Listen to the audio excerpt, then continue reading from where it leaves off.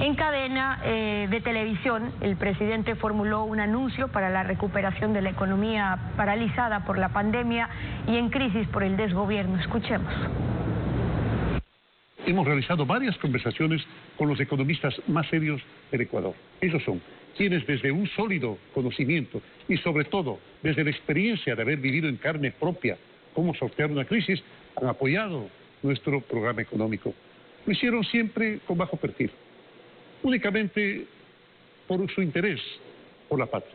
Aceptaron formar parte y acompañar las decisiones, esas decisiones fundamentales que habrá que tomar. En el semestre que viene debemos renegociar nuestra deuda externa con tenedores privados, conseguir un nuevo acuerdo con los organismos multilaterales, obtener nuevas y mejores fuentes de financiamiento con gobiernos como el gobierno de China y sobre todo traer la mayor cantidad de dinero a nuestra tan necesitada economía.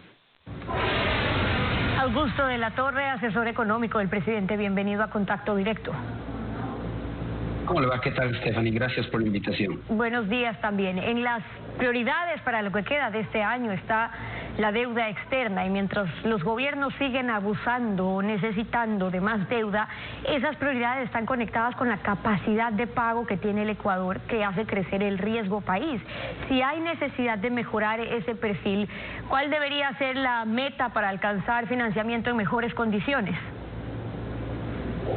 Como usted bien dice, Stephanie, el determinante más importante para definir cuál va a ser el patrón de deuda, de endeudamiento, el tipo de renegociación que se pueda conseguir, tiene que ser la capacidad de pago del país.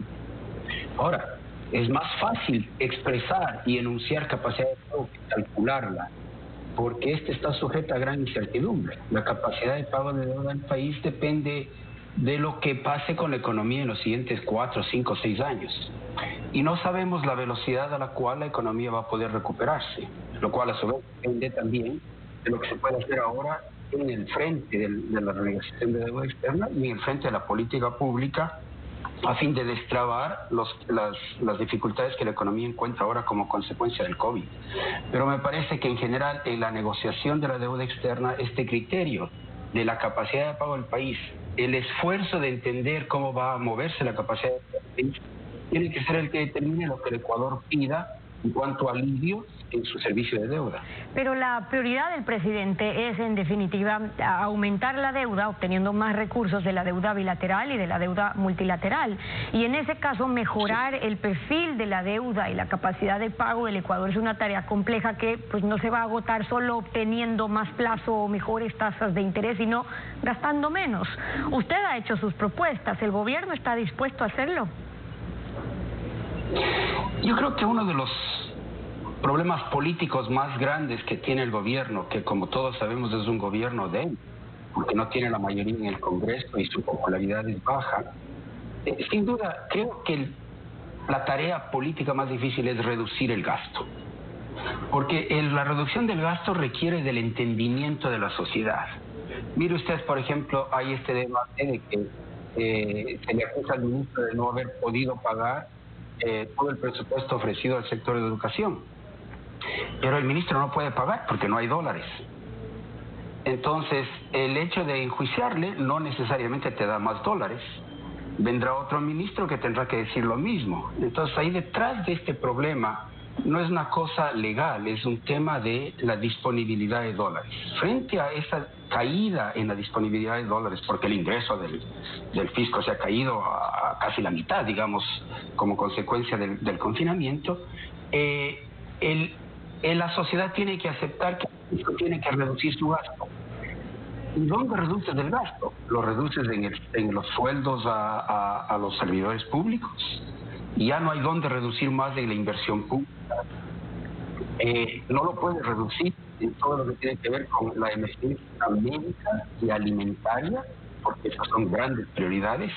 Entonces tenemos un problema político más que un problema económico, porque el problema económico se lo entiende. El político es cómo consigues que el sector público por un todo acepte que le va a tocar vivir con mucho menos ingresos y por tanto tiene que reducir los gastos. Pero no solamente que el sector público acepte, sino que exista la voluntad política también de los gobiernos de asumir ese costo. Es algo que se viene arrastrando con los años. Lo que usted planteaba era reducir el tamaño del Estado, pero ya hemos visto que en 3 años en realidad no se lo ha hecho, porque las reducciones sí, pero no superan ni siquiera el 4%, que no generan mayor impacto. Lo que se plantea ahora es, ok, lleguemos quizás a un 10%, recaudar unos 900 millones, pero hay que ver si en la práctica, en la fórmula en la que se está planteando, se lo puede cumplir. Y el argumento para no hacerlo es que hay un problema social de desempleo, que la burocracia no es clientelar, sino que son maestros, que son médicos, que son policías. ¿Cómo plantear ahí una reducción del 40% de la masa salarial, por ejemplo, que usted argumentaba era lo que técnicamente correspondería? Mire, vamos a ver, primero hay un comienzo. El presidente anunció un recorte del gasto de 4.000 millones de dólares, que son 4 puntos del PIB, una cantidad bastante importante, y de esos 4 puntos del PIB, más o menos 1,5 tiene que ver con el no pago de intereses sobre la deuda de mercado. El resto está distribuido en varias partes, pero más o menos 1 punto del PIB se contempla en la reducción de jornadas. Que estos 4.000 millones de recorte en el gasto no creo que van a ser suficientes. Vamos a necesitar más porque la caída del ingreso es mucho mayor.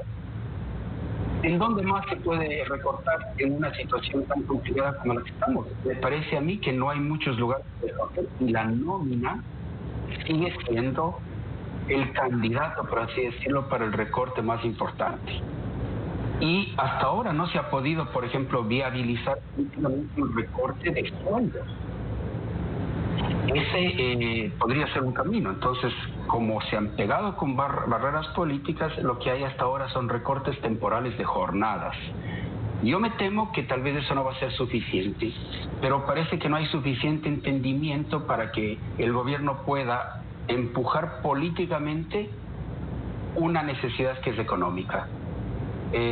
Porque, dígame usted, Stephanie, ¿serán los militares los que van a aceptar el recorte de sueldo? ¿Serán los maestros? ¿Serán los burócratas de las distintas entidades? ¿Serán los trabajadores de las empresas públicas?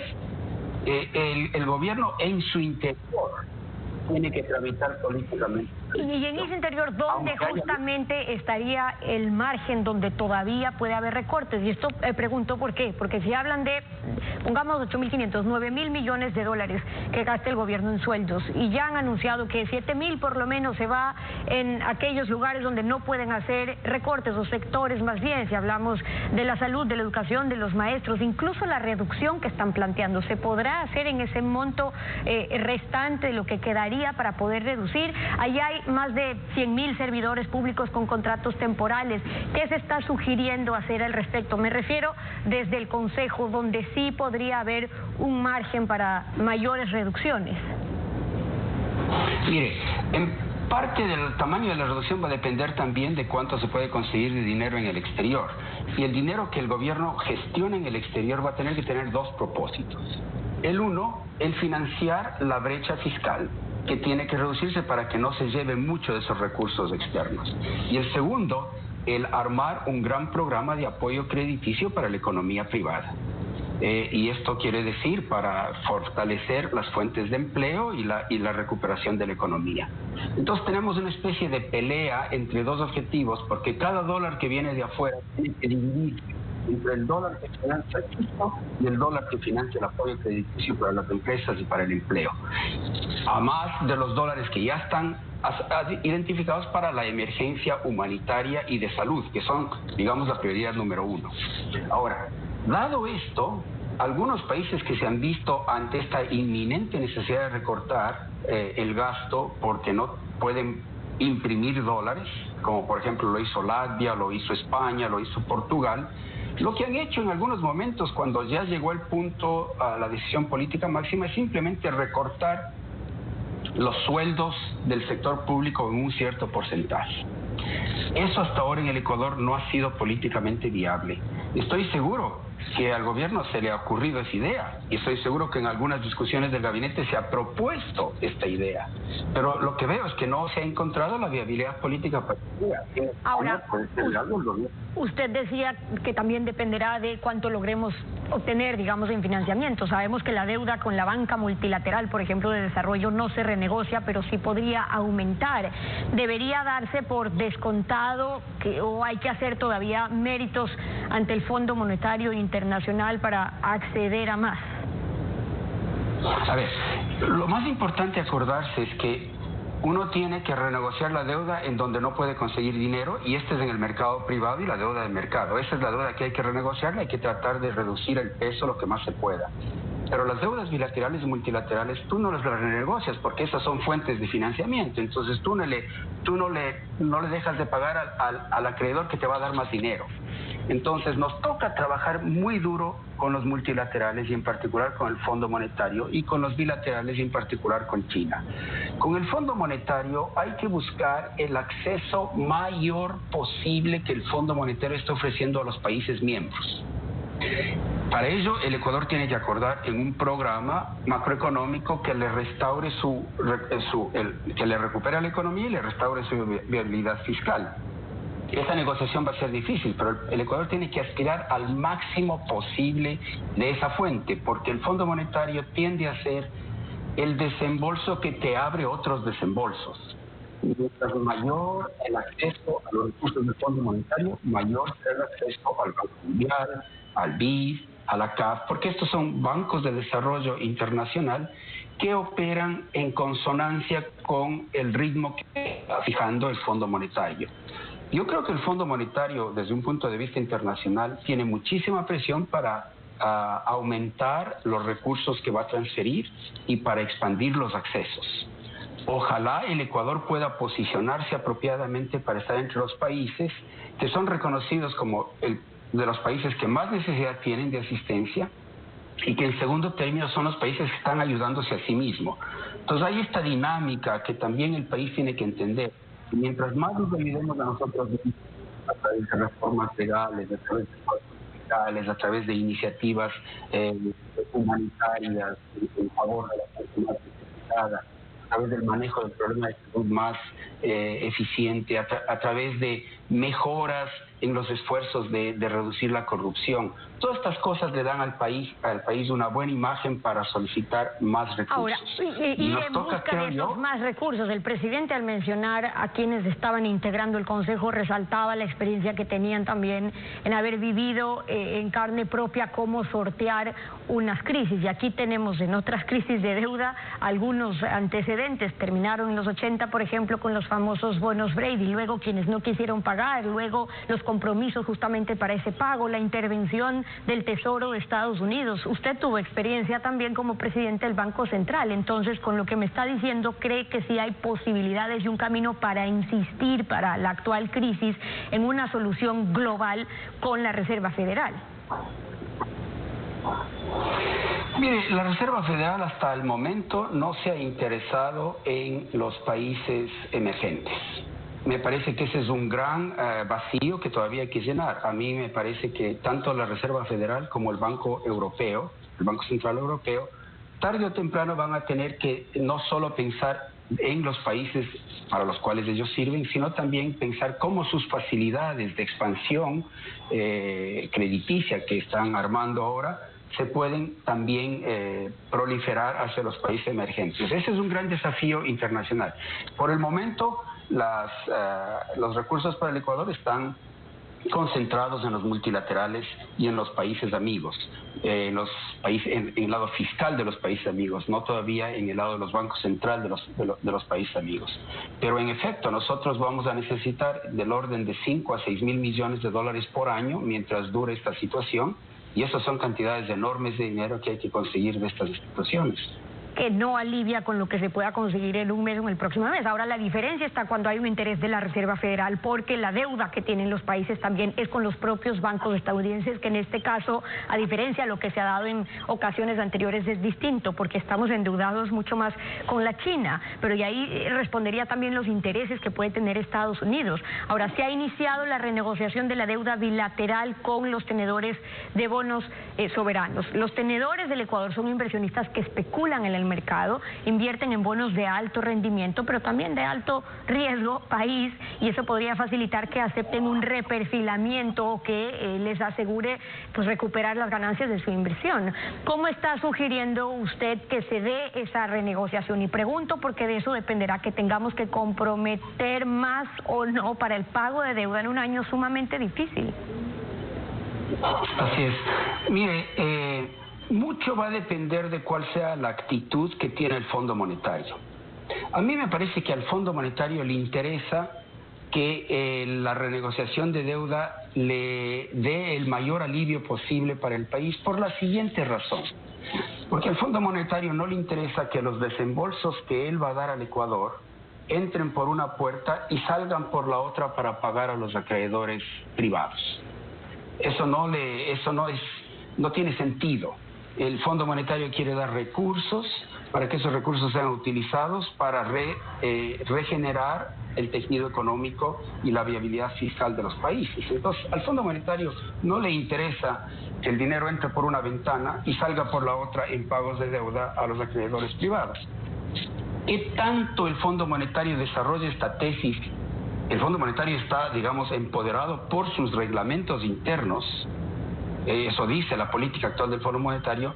En algunos casos, decir con absoluta franqueza que este país necesita algún tipo de alivio de esta magnitud, porque de lo contrario el Fondo Monetario no se va a animar a dar dinero. Eso está ya en las normas del Fondo Monetario. Pero lo que no sabemos es qué tan fuerte el Fondo Monetario va a impulsar esta tesis. Mientras más claro sea el Fondo Monetario en esto, más se le van a abrir las puertas para que el país pida mayor alivio. Porque el gran aliado, el que está dando el dinero, va a decir: yo no quiero dar dinero para que con ese dinero tú pagues a los acreedores externos. Entonces, esa dinámica yo todavía no sé la forma que va a tomar. Pero estoy seguro que si el Fondo Monetario es más franco, más directo en las necesidades de reducción o de alivio de deuda que el país tiene, más se abren las posibilidades de que el país consiga más alivio de los tenedores de bonos. La deuda con los gobiernos, en cambio, está por casi los 6.000 millones y 90% prácticamente está en China. El objetivo, decía el ministro, era liberar una carga de 800, de 900 millones para un reperfilamiento con China, con el Exim Bank, por ejemplo, poder diferir algunos pagos. Pero por otro lado están también los contratos petroleros, y eso ahí sí negocia Petroecuador como si fuera un tema comercial, pero comprometiendo petróleo del que dependemos justamente para esos ingresos. Así es. Mire, la relación financiera con China que los países emergentes han tenido hasta ahora ha sido una relación financiera muy ligada al que China se asegure del suministro de materias primas.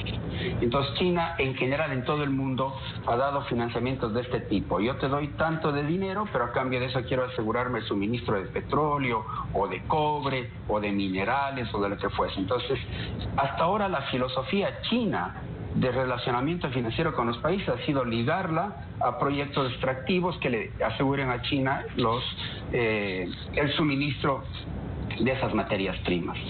China, creo que bajo la presión de esta crisis, va a tener que ir cambiando su relacionamiento financiero con los países, pero todavía no estamos ahí. Entonces, por el momento, la relación financiera del Ecuador con China sigue ligada al flujo del petróleo. Entonces, ahí lo que importa es ver este tipo de paquete financiero en su totalidad y entender qué es lo que pasa en el lado de las ventas petroleras o del respaldo petrolero y qué es lo que pasa en el lado financiero, y en la integralidad de estas operaciones ver si el país se beneficia. Pero el país necesita de China mucho más desembolsos, mucho más liquidez, y una manera como el país puede conseguir liquidez de China hoy es a través de ofrecimiento de venta de petróleo a futuro. Las condiciones de la operación tienen que verse en la integralidad. Cierro con esto brevemente. Esta asesoría que le están dando como consejo asesor al presidente no es vinculante para el gobierno, y a veces se utiliza el prestigio también de asesores, pero no necesariamente se cumplen sus consejos. ¿Esta asesoría suya es nueva o ya se ha venido dando, como dijo el presidente? Mire, yo creo que no era ningún secreto que el gobierno desde hace algunos meses, cuando empezó la pandemia, empezó a hacer consultas informales. Porque en todo el mundo está pasando esto. Fíjese, hace poco en España y en Francia se nombraron consejos asesores también. En Estados Unidos hay un consejo asesor de economistas que ya lleva mucha data y que los presidentes lo usan de acuerdo con su discreción. Entonces, en el mundo las complicaciones económicas están llevando a que los gobiernos tengan que conversar con expertos independientes para recibir ideas. Y este es el sentido de lo que el presidente ha pedido.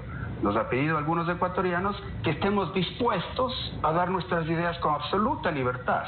Y yo espero que los asesores que se incorporen a este grupo tengamos frecuentemente opiniones muy diversas, porque al gobierno le interesa escuchar opiniones que son contrastantes, que los asesores mantengamos nuestra franqueza, pero mantengamos nuestra libertad intelectual, y el gobierno se reserva el derecho de aceptar lo que le parezca o lo que quiera. Pero me parece que esta dinámica no es mala, es sana. Es bueno que un gobierno consulte, y que consulte con intereses especiales, como por ejemplo los dirigentes sindicales o los partidos políticos, pero que también consulte con expertos que no tienen ninguna afiliación ni política ni gremial. De las observaciones de Augusto de la Torre, economista ex jefe del Banco Mundial para América Latina, gracias por acompañarnos esta mañana. Muchas gracias, Stephanie. Son las 7:26.